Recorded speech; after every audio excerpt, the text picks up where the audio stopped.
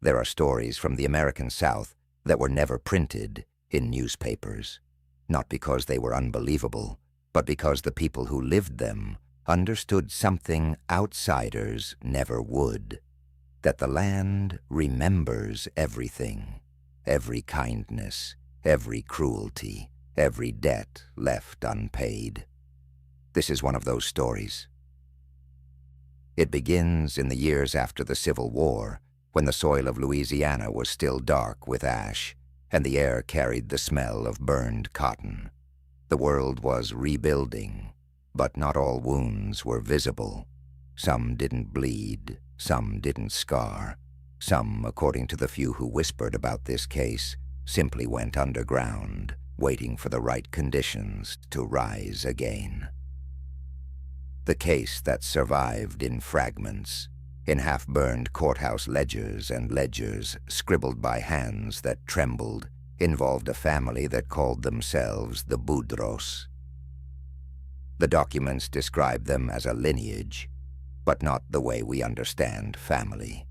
They were a structure, an inheritance of behavior and rituals stretching back further than anyone in Pointe-Coupée Parish could recall.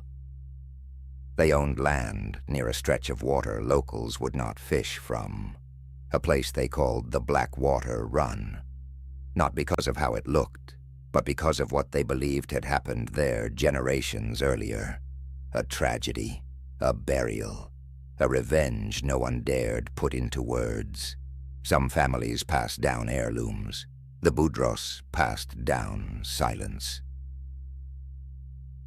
The first official record we have appears in 1872. A plantation house partially collapsed after a storm. Inside were fragments of clothing, scraps of fabric, and the body of a woman whose name was not written on any document. Her limbs were twisted in a way that suggested she had not died in the storm. Something else had happened, something deliberate. There were witnesses, neighbors who spoke anonymously, who said they heard weeping from the house before dawn. Not human weeping, something too controlled, too rhythmic, almost like chanting without words. The sheriff dismissed the account, but he didn't dismiss what he found next. In the field behind the house, someone had carved a message into the soil using a blade. The words were simple, but their implications were not. She has come home. The sheriff ordered the message covered. He told his deputies never to speak of it again. Records from that period are fragmented, pages torn out, burned, replaced, but a few survived, and in one of them, written by a deputy who resigned days later, there is one line that appears again and again in later testimonies. The Boudros bury their daughters twice. For years, no one spoke publicly about what happened, but the land did. By the mid-1870s, people living near the Blackwater Run started reporting strange things. Women wandering barefoot through the fields at night, humming low melodies that stopped the moment anyone called out. Horses refusing to cross certain patches of soil. Children waking with mud on their feet after sleepwalking in circles that formed perfect rings. Local pastors blamed witchcraft. Freedmen blamed the sins of the plantation owners. The Boudreau family blamed no one. They only watched. They only waited. Then, according to the surviving ledger, a fire consumed their home. But it did not spread the way a fire normally would. It burned from the inside out. The walls collapsed inward rather than outward, and when neighbors came to help, the Boudros did not scream. They did not cry. They did not ask for assistance. They stood in the yard, in complete silence, watching the flames consume everything they had ever owned. All except one. A child. A girl. Neighbors remembered her because of her stillness, because she never blinked while the fire took the house, because she looked directly at the onlookers as though she had already memorized each of their faces. Her name, according to the fragments, was Josephine, but the people of the parish called her something else. Lave Noire, blackwash, black water. The stories say she grew into a quiet young woman, polite, smart, observant, and always watching. She spoke when spoken to. She worked hard. She lived cleanly, but everyone who interacted with her described the same sensation, the feeling of being studied from the inside. She carried grief, yes. Trauma, yes.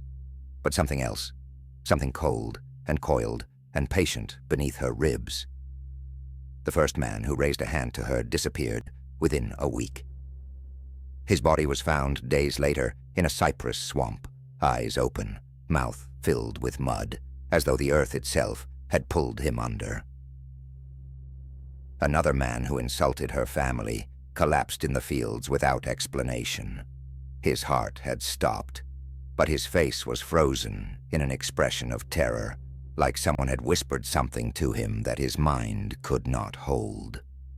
Rumors spread, but no one spoke them out loud, not in church, not in town, not even in their homes at night, because every time someone said her name, they heard movement in the cane fields, soft at first, then closer. People began to avoid the Boudreaux girl, but the Black Water run, the water near her home, that was impossible to avoid. It ran through the land like a vein. Everything passed by it eventually. Everyone crossed it eventually. And she waited. The records say she married in 1890.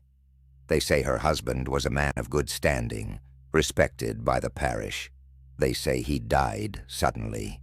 They say men in town whispered that she killed him. But her neighbors tell a different story, one that was recorded only once, in a fading journal entry by a widow who lived across the river. She wrote, "I saw her standing in the water the night after her husband passed. The river did not touch her dress. The mud did not cling to her feet. And everything around her was still." The Boudreaux tragedies multiplied after that. Fires, fevers, men found in places they shouldn't have been, animals fleeing the woods at night, children whispering her name in their sleep. By 1900, people claimed she had appeared younger than she should have been, that her face never aged, that she still walked barefoot through fields with the same calm expression she wore as a child watching her house burn. The sheriff at the time tried to open an investigation. He lasted 4 days before resigning. His final note, preserved only because his wife hid it, read, "She is not alone. When she looks at you, you feel the others looking too." Josephine Boudreaux, Lave Noire, became a shadow in historical memory, a name buried in burned ledgers. A woman blamed for tragedies no one could explain. A presence people felt long after she disappeared. Local historians agree on one final detail. The Boudreaux property was abandoned after her death. But no one agrees on where she was buried. Some say she drowned herself in the Black Water run.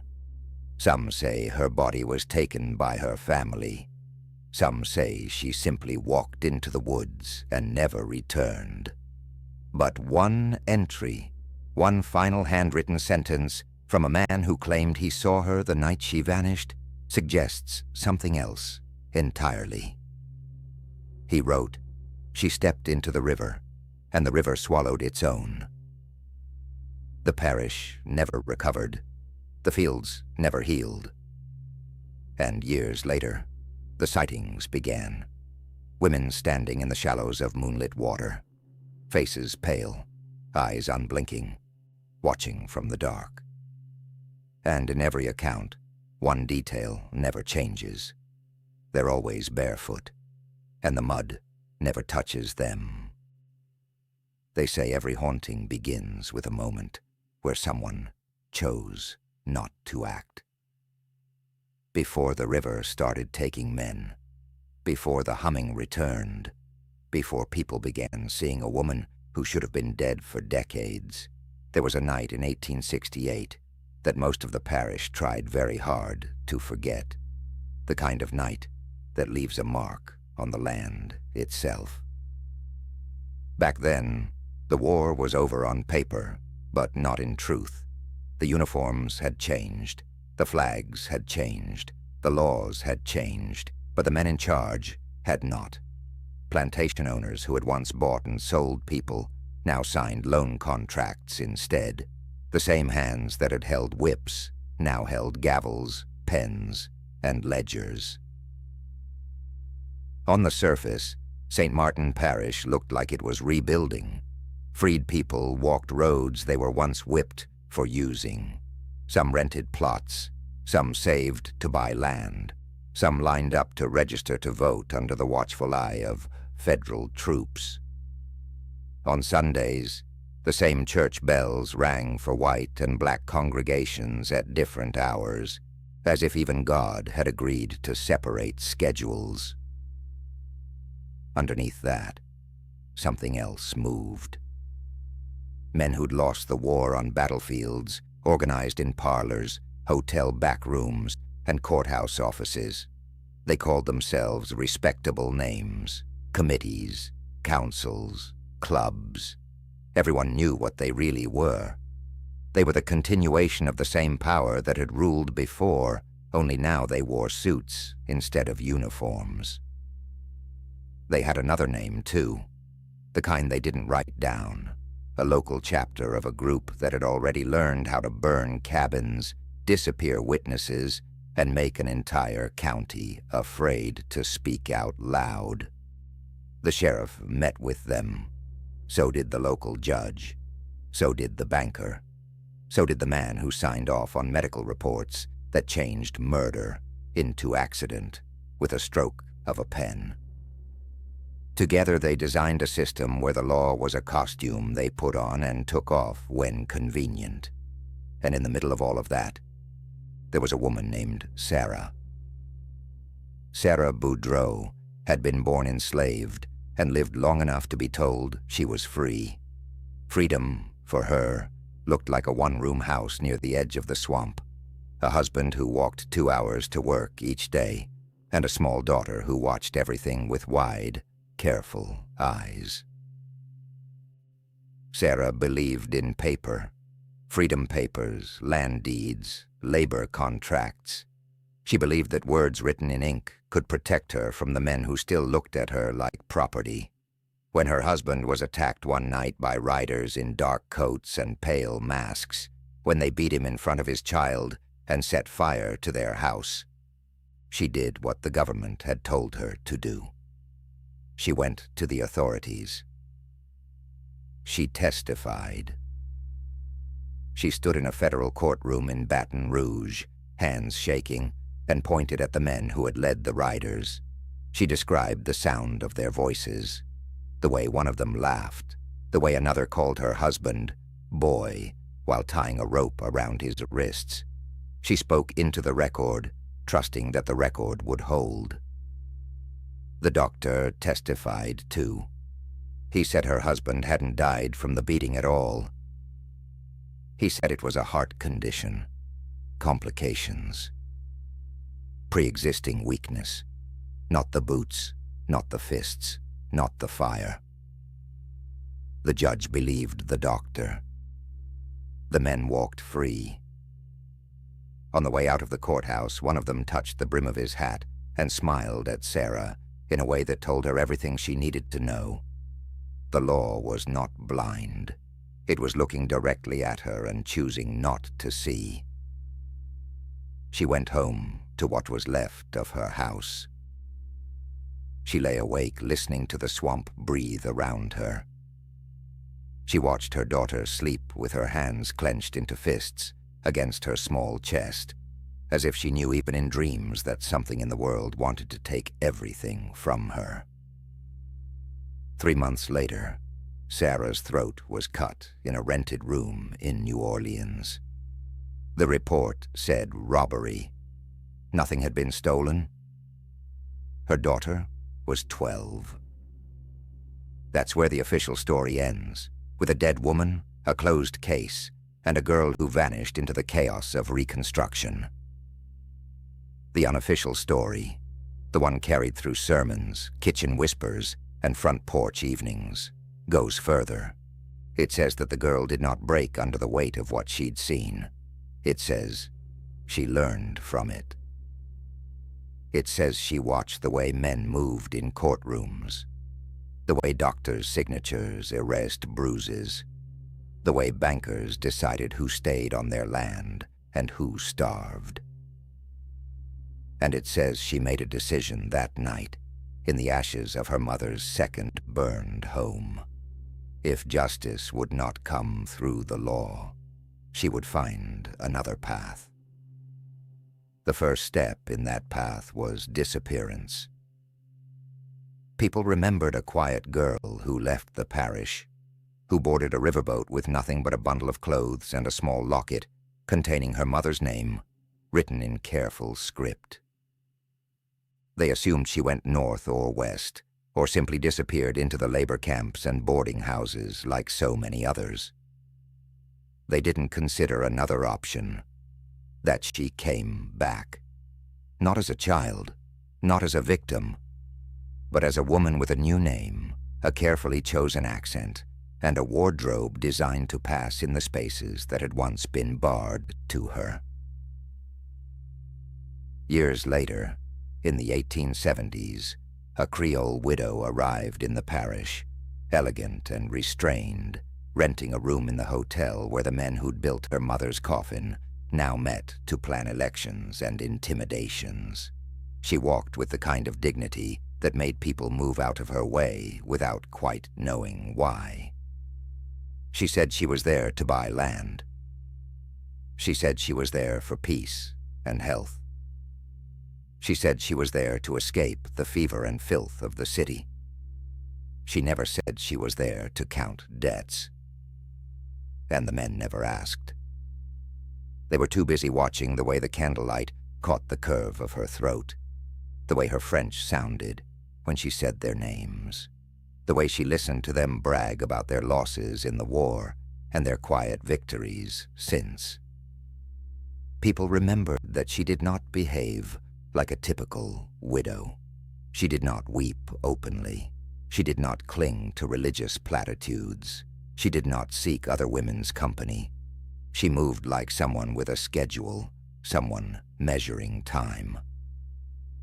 She walked the parish, gathering details, who had ordered whose cabin burned, who had signed which loan, who had changed which cause of death, who had ridden which road under which moon. She never wrote anything down where anyone could see it. What she did, instead, was listen. There is an art to listening in places where people think you are beneath them. They speak more freely. They confess without intending to. They brag with an unguarded ease because they assume that the person pouring their drink or cleaning their room is not paying attention. She paid attention. She collected their words like tokens, not as evidence for a court that had already betrayed her family, but as coordinates for something more personal. People began to notice a pattern without naming it. The most prominent men in the parish, the ones whose names appeared on lynching reports, on foreclosure orders, on denied claims, developed a new habit. They drifted toward the hotel in the evenings. Just to talk. Just for a drink. Just to be seen by someone whose gaze felt like absolution. Widowers, married men, respected officials. They stood straighter around her. They laughed louder. They left their homes later. They told themselves they were only being polite. They told their wives they were tending to business. They told each other that they were enjoying the company of a refined lady who understood their position in a world that no longer looked the way it was supposed to.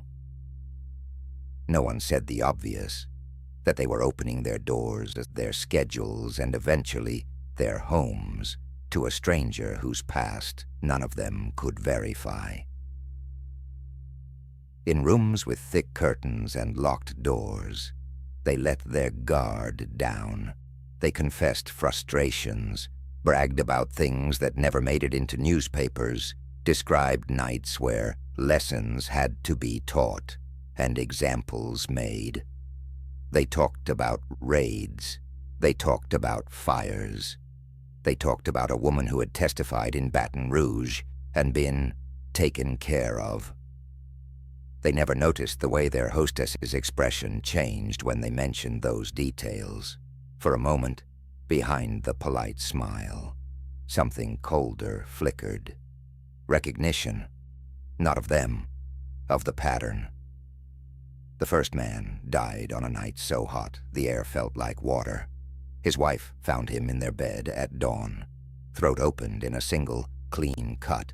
No signs of struggle, no sign of a forced entry.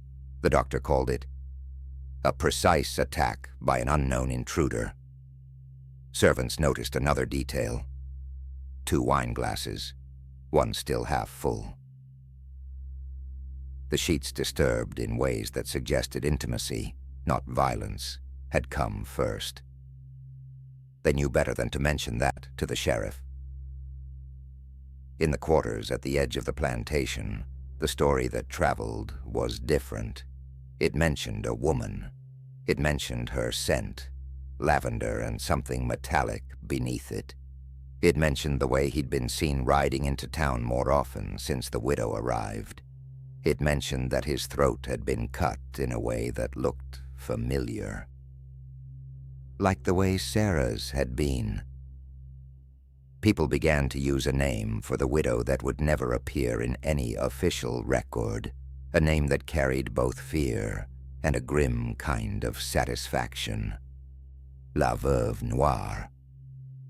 The Black Widow, not because of her skin, because of the pattern. One man dead could be coincidence. 2, the same way, within weeks of each other, both with histories soaked in the blood of freed people. That was something else. The men in power held a meeting. They locked the hotel doors and spoke low. They reviewed the dead men's last days, their routines, the company they kept. One name appeared in every conversation: the widow. They sent quiet inquiries to New Orleans. Was there a death certificate for the husband she claimed? A merchant with the name she'd given? A residence at the address she'd written on the hotel ledger? There was nothing. No husband, no widow, no record. As if she had stepped into existence the moment she arrived in their parish. The sheriff suggested arrest. The judge said, on what grounds? You cannot put chains on a woman for being desired by men who should know better. Another doctor suggested she was simply a symptom, a distraction. The real danger, he said, was agitation among freed people. They spoke of conspiracies, of secret meetings in churches, of outside influence, and northern agitators. No one in that room admitted the simple truth. They were afraid of one woman. Afraid not because she was stronger than them. Afraid because she was patient. Because she was deliberate. Because she knew what they had done. And because she had nothing left to lose. In back rooms and shuttered houses on the other side of town, where the law's protection had never truly reached, a different kind of meeting took place. Freed men and women gathered around kitchen tables lit by oil lamps.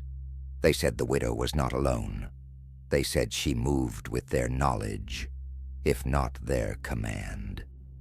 They didn't know her real name. They didn't need to. They understood what she was. A consequence, not from the government, not from heaven. From below, from the mud, from the blood. From the part of the swamp that remembers everybody it's ever hidden. Over the course of a single summer, the number of powerful white men in the parish began to shrink. Throat after throat, bed after bed, office after office, always the same precision, always the same calm face, in death. It was not rage. It was accounting. Then, suddenly, the deaths stopped. The widow paid her bill at the hotel. She was seen boarding a steamboat, veil drawn, trunk in hand. The manifest listed a name that would never be found in any city along the river. Those in power exhaled. They told each other the crisis had passed. The sheriff said they had driven the poison out. They poured drinks to celebrate their survival. They didn't know the woman on the steamboat was someone else, in borrowed clothes.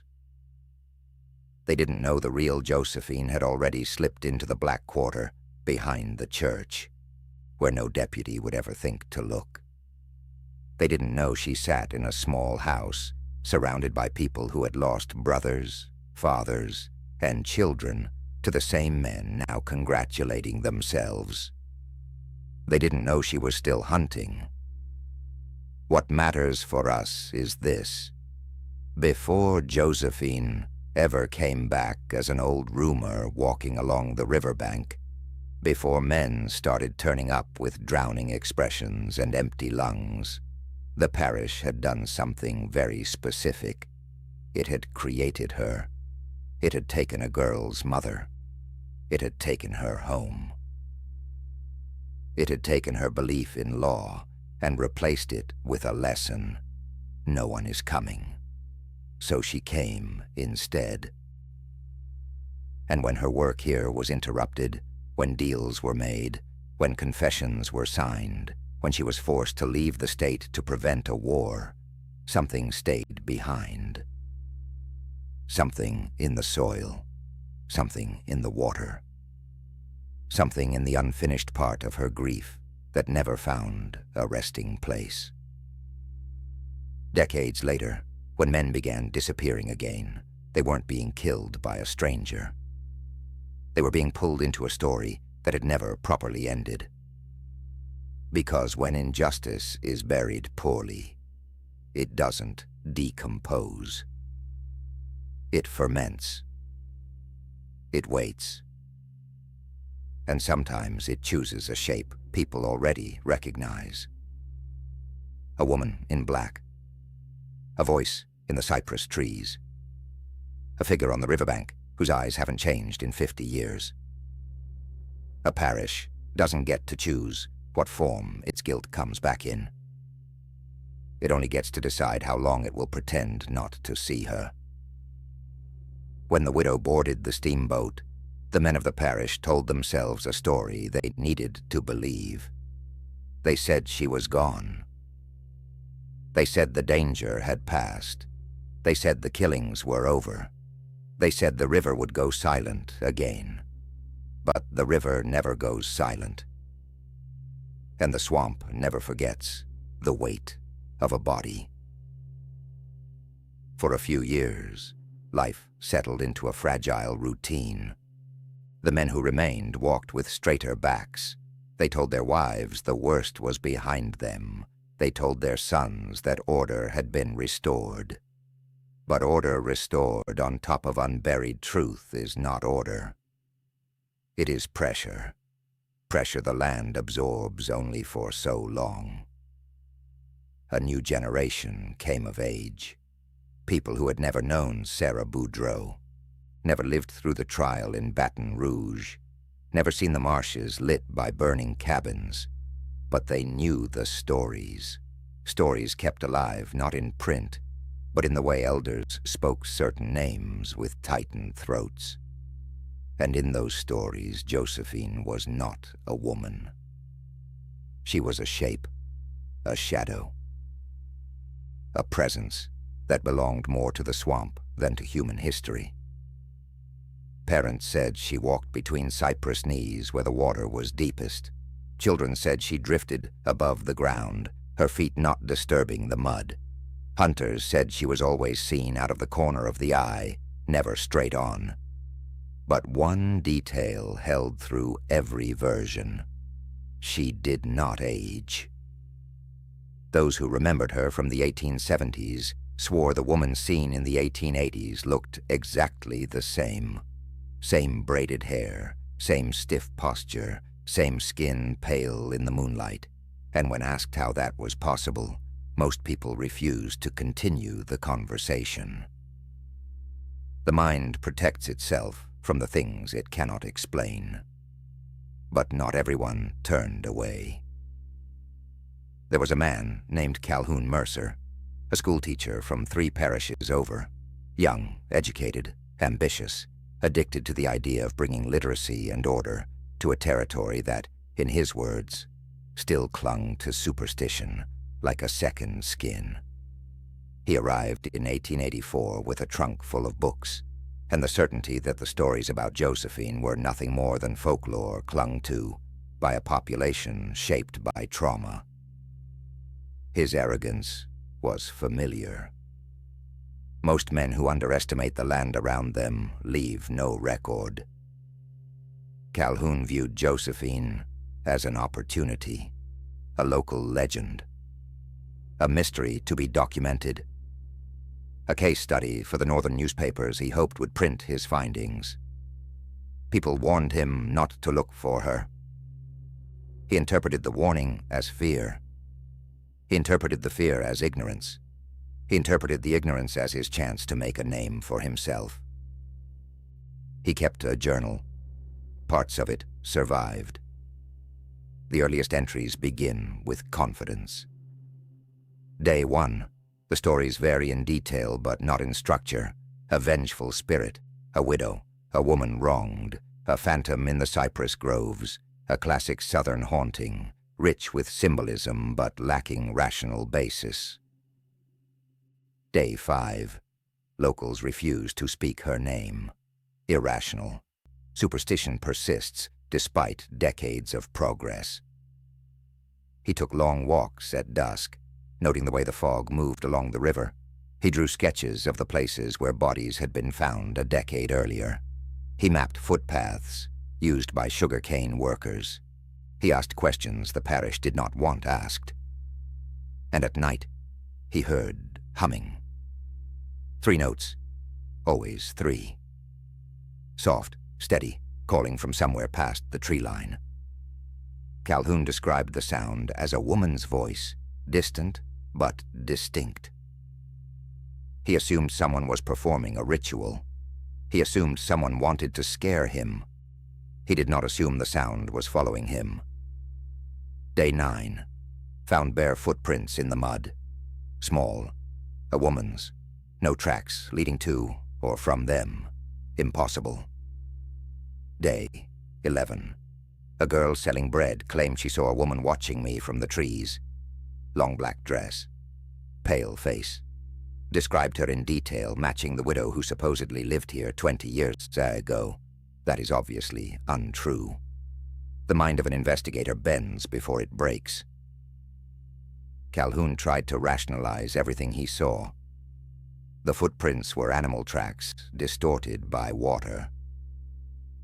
The humming was wind through reeds. The figure in the trees was a trick of distance and fog. The woman described by the girl was based on parish legend, copied unconsciously. But then something shifted.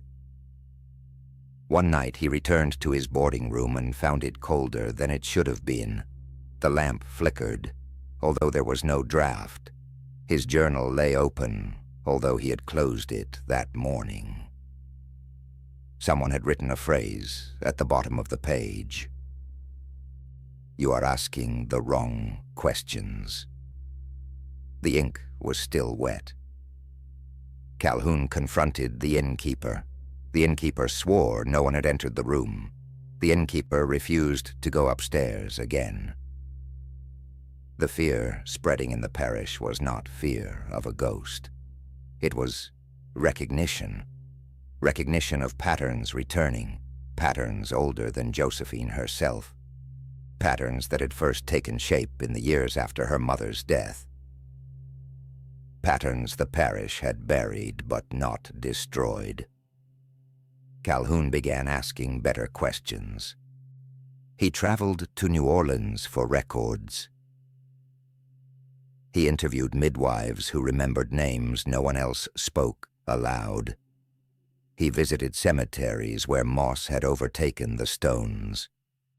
He found a grave with no coffin beneath it. And then he found a witness. A man in his 70s, half blind, living alone in a shanty on stilts above swamp water. A man who had ridden with the masked riders decades earlier. A man who recognized the widow's face as easily as his own reflection. "You think she just kills," the man said. "That's your mistake." "What does she want?" Calhoun asked. The old man shook his head. "She wants what was taken, but she ain't the one deciding how many have to pay for it." "Who is?" Calhoun asked. "The swamp," he whispered. "The land. The part that remembers." Calhoun tried to interview him again days later. The shanty was empty. Inside, there were no signs of struggle. No overturned furniture, no broken glass. Just footprints. Bare, small, the shape of a woman's, dried into the mud floor. The next journal entry was almost illegible. Day 16. She is not a woman, not in the way we understand. She is something the parish made, something the land grew around her grief. I don't know what she is now, but I know she is not alone. Calhoun's fear sharpened into determination. He believed he was on the edge of discovery, something that would earn him fame, respect, maybe even academic recognition. He didn't understand that the only discoveries in this parish were graves. On the night he disappeared, several people reported seeing a faint lantern bobbing near the river. They said it moved strangely, too smooth, too steady, like the hand holding it wasn't touching the ground. A fisherman said he saw a woman in black walking toward the water. He said she carried the lantern. He said someone followed her, someone thinner, hunched, wearing a coat that looked like Calhoun's. And then the lantern dipped once, twice, and went out. At dawn, Calhoun's notebook washed ashore. His body never did. The sheriff burned the journal, saying it was dangerous. One page survives, because the fisherman tore it out first. On it, Calhoun had written, "She is not coming back. She's already here. And she is not the only one." From that night on, more people claimed to see Josephine. But something was different. Her face had changed, her posture, her movements.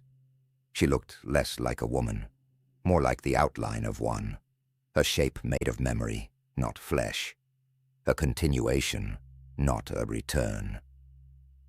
A reflection of everything the parish had tried to bury, walking the land the way grief walks the mind, quiet, constant, unavoidable. The parish avoided the river at night, but the river did not avoid them. Bodies appeared again. The same expression on their faces, the same slack jaw, the same wide eyes, the same look of someone who suddenly recognized what had been following them for decades. The sheriff tried to deny it. The doctor tried to explain it. The judge tried to silence it. But the land was louder. And the parish understood a truth they had avoided for 20 years. Josephine was not killing men. Josephine was finishing something. Something that had started the night her mother's blood touched the floorboards of a rented room in New Orleans. Something that had never been meant for one lifetime. Something that did not care how long it had to wait. Something that was still changing shape. There is a moment in every haunting where the living stop asking what happened and start asking what is coming. St. Martin Parish reached that moment in the winter of 1885. The river swelled earlier that year, not from storms, not from tides, from something in the soil loosening beneath it.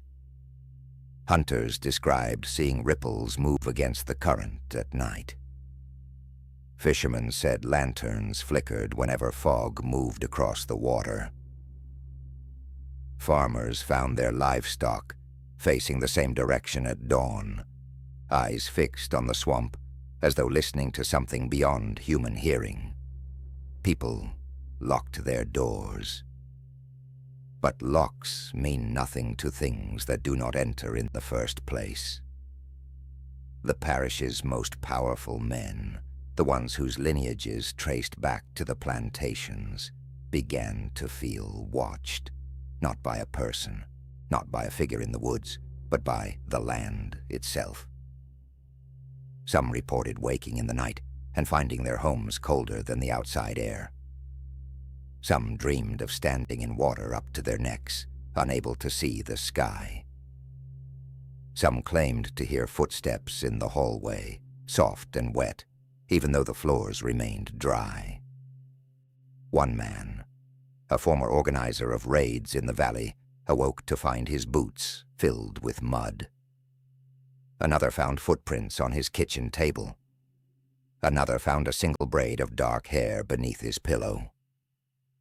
The wife of one parish judge swore she saw a woman standing in their parlor just before dawn, dripping river water, eyes empty, skin pale as candle wax.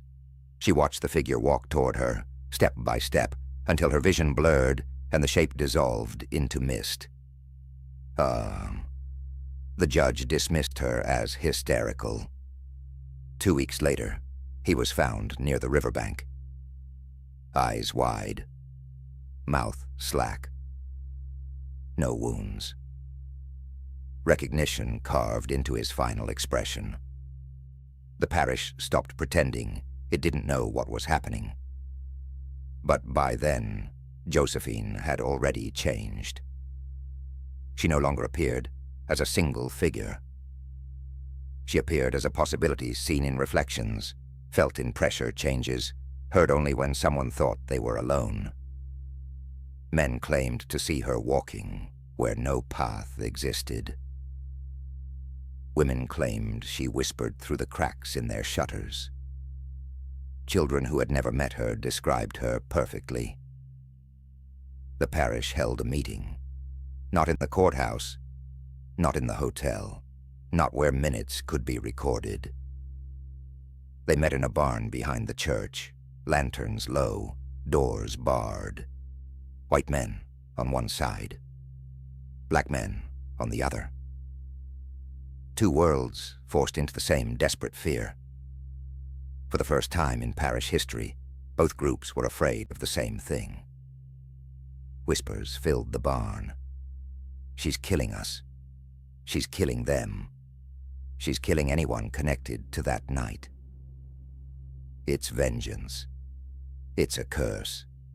It's justice. It's something else. When the room finally quieted, an elder woman named Therese, who had buried 2 sons and 1 husband because of those masked riders decades earlier, spoke without raising her voice. She is not killing, she said. She is correcting. No one understood. So she continued. You think she is flesh, but she died long ago. You think she wants revenge. But revenge is loud. She is quiet, very quiet. That means she is doing what the swamp asked of her. The swamp, someone scoffed.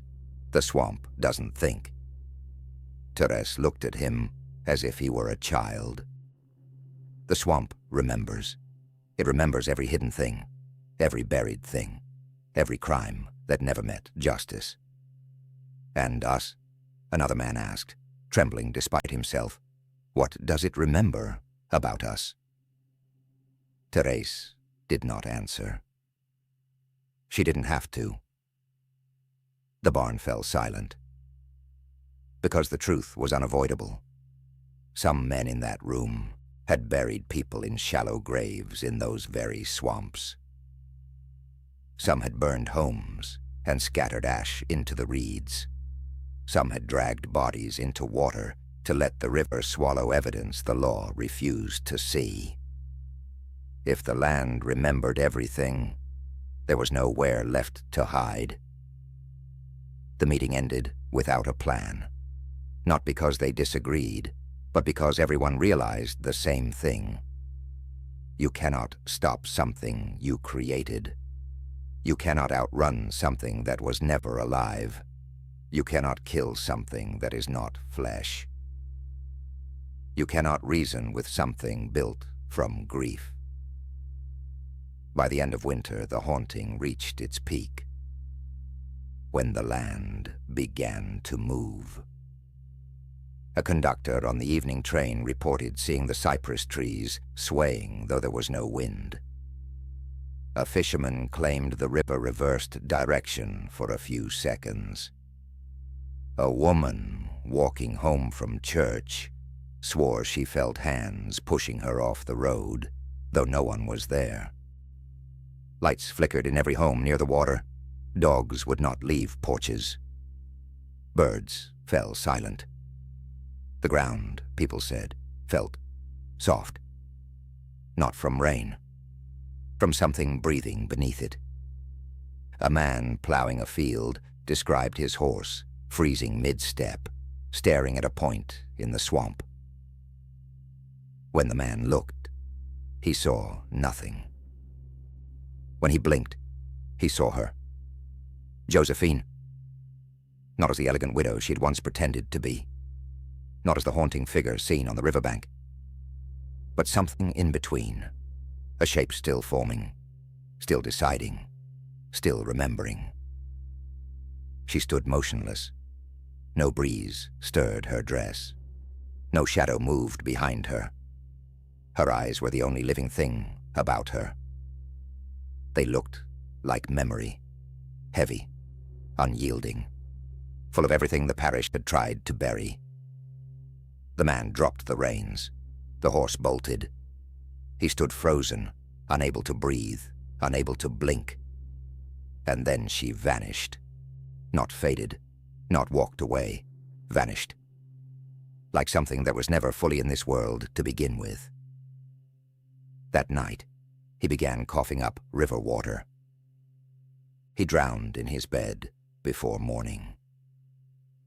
The night the parish broke. It happened near the end of March. People still argue about the details, but the core remains consistent no matter who tells it. The swamp rose. Fog rolled up the roads like smoke.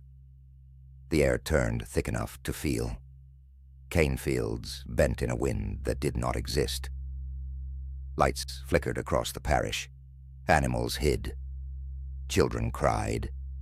People stepped outside and felt it instantly, a presence pressing against their skin, as if the entire parish had become the inside of a held breath.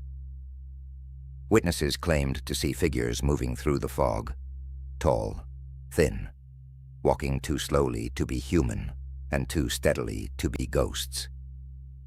Some said it was a Josephine multiplied. Some said it was every person the land had swallowed. Some said it was the past walking through the present, uninvited. But the most common description was this. It looked like the land was remembering all at once. One man swore he saw dozens of hands rising from the water, reaching but not touching. Another said he heard voices speaking in a language drowned long ago. A woman claimed she saw her dead husband standing outside her window, face calm, throat uncut, as if rewound to the moment before the night that killed him. But the strangest detail came from a child, a boy no older than 7. He told his mother later, the swamp grew a face, and then it blinked. That night, 5 men disappeared. None of them were found. but their boots washed up in the morning, lined neatly along the riverbank like an offering. People stopped pretending the haunting was just Josephine. She had become a symbol, a vessel, a mouthpiece for the land. The swamp was not killing indiscriminately. It was selecting, correcting, balancing, finishing the work that the widow in black had begun decades earlier. Josephine was no longer a woman. She was the shape the land used when it wanted to be seen. And the parish understood something they had never wanted to know. You cannot bury the past when the land itself refuses to forget. When the March fog finally lifted, people stepped outside expecting devastation. Bodies in trees, homes torn apart, a parish left hollow. Instead, what they found was worse. Everything looked normal. Too normal. Like the world had done its best to erase what happened. Like the land was smoothing over its own violence to prevent questions. But the absence spoke louder. 5 men were missing. Their boots washed ashore. Their houses were untouched. Their beds still made. Candles still half burned. Whatever took them did not disturb a single thing around them. That was what terrified the parish. The swamp did not leave a mess. It left a message. The false calm. For months afterward, no one walked alone. No one traveled after dark. No one fished the river without someone watching the bank. But then, something strange happened. The humming stopped. The footprints disappeared. The fog thinned. The river calmed. Josephine vanished. Not slowly, completely. No more sightings. No more drowned expressions on faces. No more lantern lights moving where no path existed. The parish convinced itself that the haunting was over. People said the land had taken what it wanted. People said the dead were satisfied. People said justice, in its own way, had been carried out. But the truth was quieter, sharper, more subtle. The haunting did not end. It adapted.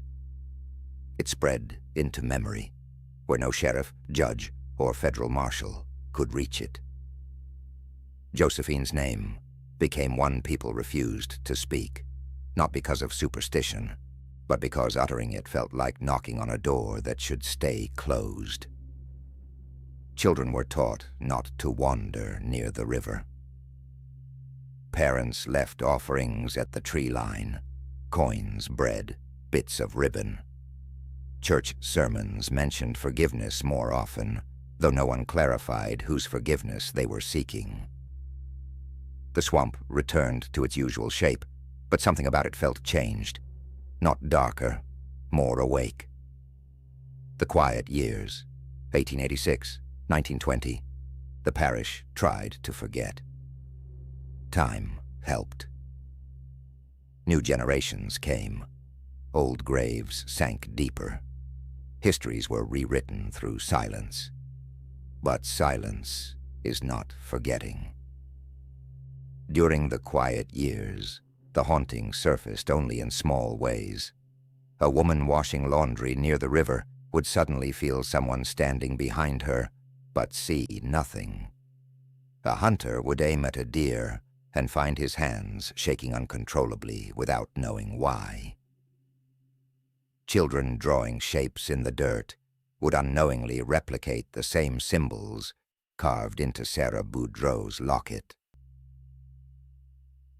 Every sighting followed the same pattern. Not enough to call attention, just enough to remind the parish it was being watched. And always at the edges of twilight, between day and night, between remembering and forgetting. A woman seemed to stand in the reeds, not clearly, not fully formed. like a photograph developing slowly in dim light. Josephine was not appearing. She was maintaining. What really happened to Josephine? Theories multiplied. Some said she finally crossed over. Some said she was buried properly. Some said she drowned herself in the river. But none of the theories fit. The people she took had been part of something, part of the deaths, part of the past, part of the silence that followed Sarah Boudreau's murder. Josephine's purpose had not been revenge. It had been correction. And when the correction was complete, she did not simply stop. She changed form. Those who understood the land best, elder midwives, root healers, men who worked the marshes, said she had become something else entirely. Not a ghost, not a woman, not a spirit. A memory the swamp itself chose to wear. And memory doesn't die. It waits. A new investigator arrives, 1921. His name was Henry Stenson, a historian from Tulane University who wanted to document Reconstruction-era violence. He found the parish hospitable during the day, evasive at night. Every time he interviewed someone, the story changed. Names were missing. Dates contradicted themselves. Witnesses forgot key facts.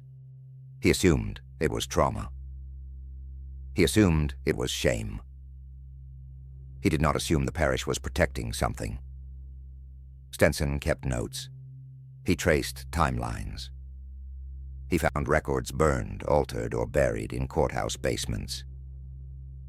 But he discovered one thing the parish had tried to hide. Josephine Boudreau did not appear in any census, any church ledger, any birth record, any death certificate. Not before the widow, not after. It was as if she lived between the lines of history. When Stenson mentioned her name to an elderly woman in the Black Quarter, she froze. "You found her name," she whispered. "Who was she?" he asked. The woman looked at the window, the river reflecting in her eyes. Not who. What? Stenson pressed further. She refused to continue. That night, Stenson went to the riverbank alone. He wrote in his journal, "I feel watched. The air is thick. Something is moving in the cypress. I believe the legends are metaphorical, but metaphor can still breathe. I will return tomorrow." He never returned. His satchel washed ashore. His journal was missing. Only one page was found caught against a fallen branch. 8 words. She walks without footsteps. She remembers everything. Why the haunting never truly ended. Between the 1920s and the 1960s, Josephine's story dissolved into folklore. Ghost stories told on porches. Warnings passed to children. Whispers exchanged during storms. But haunting does not depend on belief. It depends on memory. And the land does not forget what it absorbed. Reports began again in the 1970s, then the 1990s, then the early 2000s. Always the same descriptions. A woman in black near the river. Eyes that do not blink. A face, both young and impossibly old. A presence that feels like grief taking shape. But the strangest detail is this. Every witness describes her slightly differently. Not contradictory, evolving. As if she is still refining the shape she needs. Still adjusting, still learning, still remembering. What Josephine truly became. She was never a ghost. She was never an avenging spirit. Josephine was a vessel the land used to correct a crime that no courtroom addressed.